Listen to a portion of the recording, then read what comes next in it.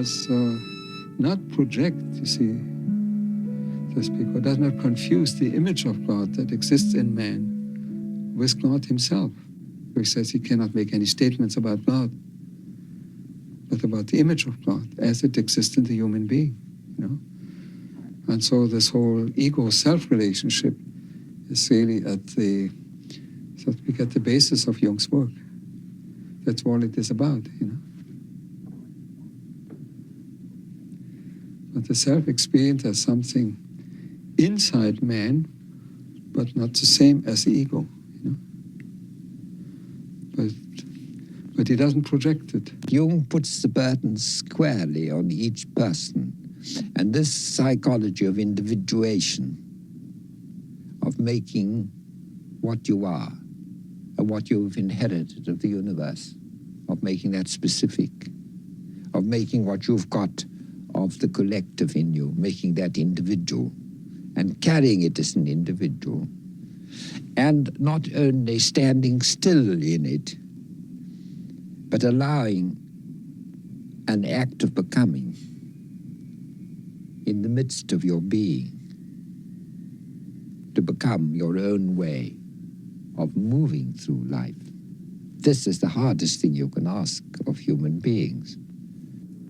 What would you say the main value of the research and the writing that you and Jung have done on alchemy is?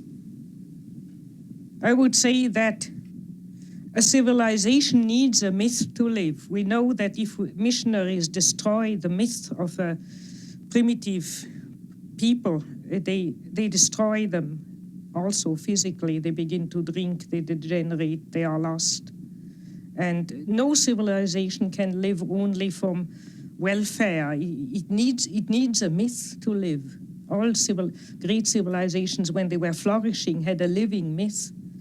And I think that the Christian myth on which we have lived has degenerated and has become one-sided and insufficient.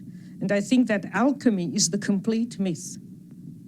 And that therefore, if our Western civilization has a possibility of survival, it would be by accepting the alchemical myth, which is a completion and continuation, but and richer completion of the Christian myth. That's a myth we could live again with, in contrast to the Christian myth, which doesn't satisfy a great amount of people anymore. And the Christian myth is deficient on not including enough the feminine, or in Catholicism they have the Virgin Mary, but it's only the purified feminine. It's not the dark feminine. And in excluding matter and treating matter as dead and the realm of the devil. And in not facing the problem of the opposites of evil. And alchemy faces the problem of the opposites, faces the problem of matter, and faces the problem of the feminine.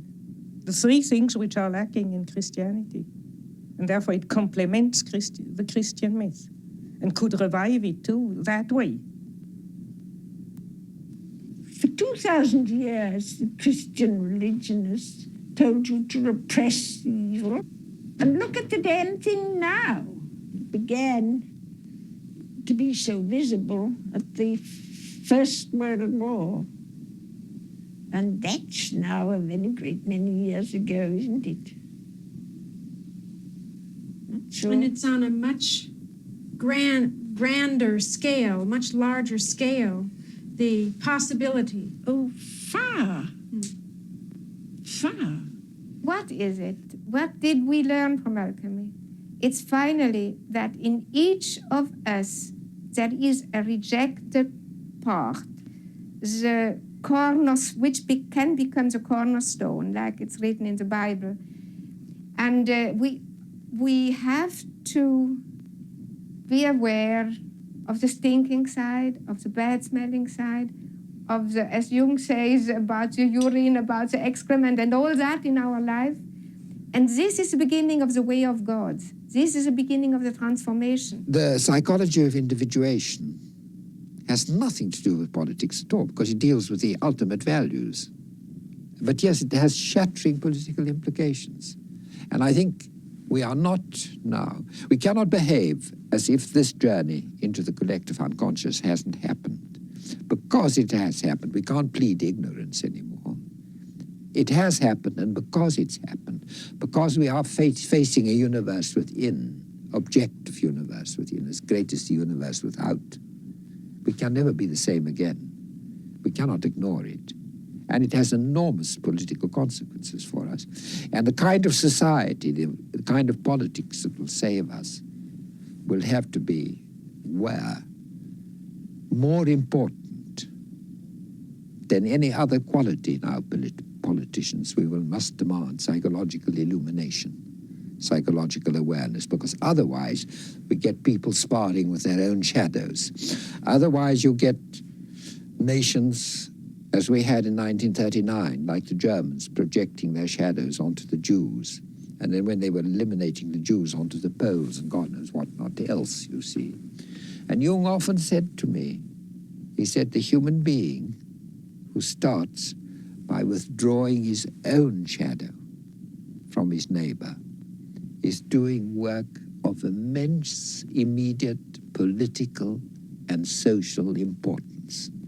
What you would call the personal shadow of people didn't upset him. He just grumbled and cursed a bit, but that's not the problem of evil. It's that major evil of complete destruction which worried him.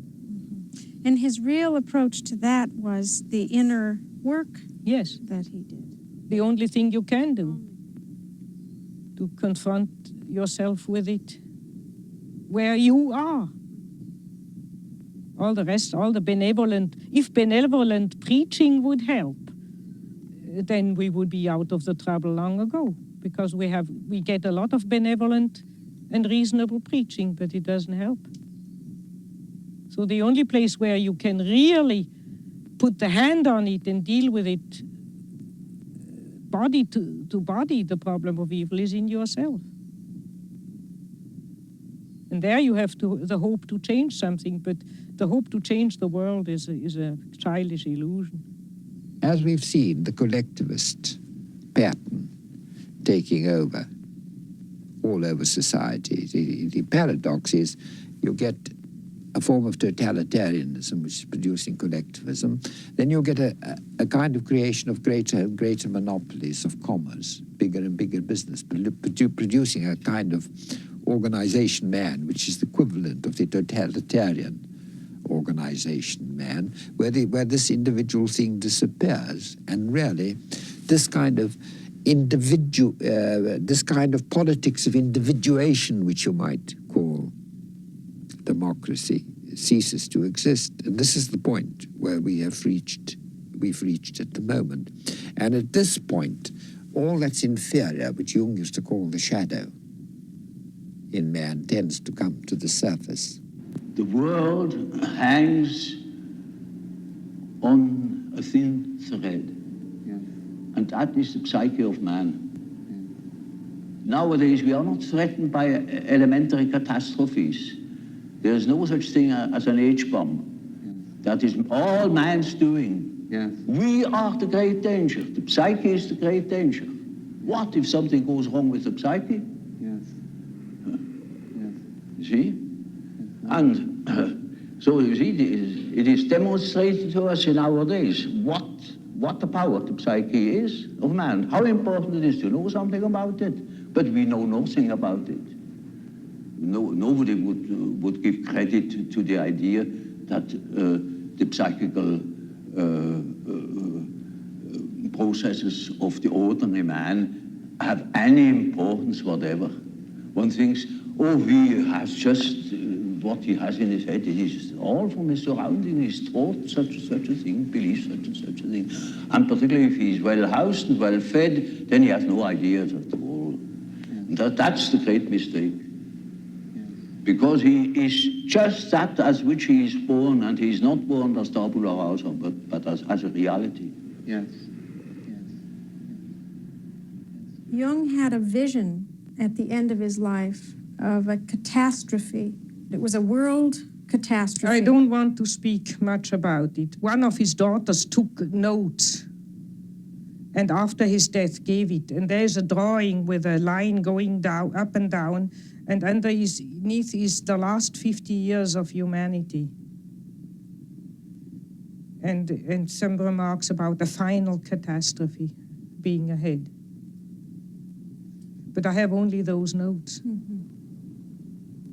What is your own feeling about it, the world situation? Well, one's whole feeling revolts against this idea.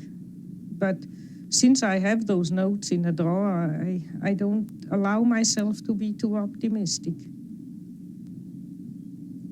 I think, well, we have always had wars and enormous catastrophes, and I have no more personal fear much about that. I mean, at my age, if you have anyhow soon to go, so or so, egocentrically spoken.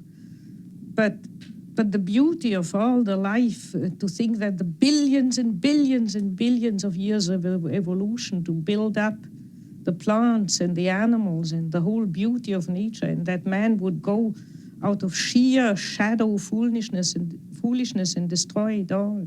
I mean, that our life might go from the planet. And we don't know. On Mars and Venus, there's no life. We don't know if there's any life experiment elsewhere in the galaxies. And we go and destroy this. I think it's so abominable. I try to pray that it may not happen, that a miracle happens. Do you find that young people that you see now are aware of that it's in their consciousness? Yes, it's partly in their unconscious and partly in their consciousness, and I think in a very dangerous way, namely in a way of giving up and running away into a fantasy world.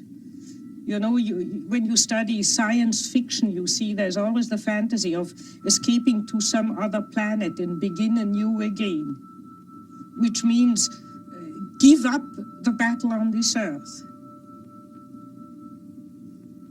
Look, consider it hopeless and give up.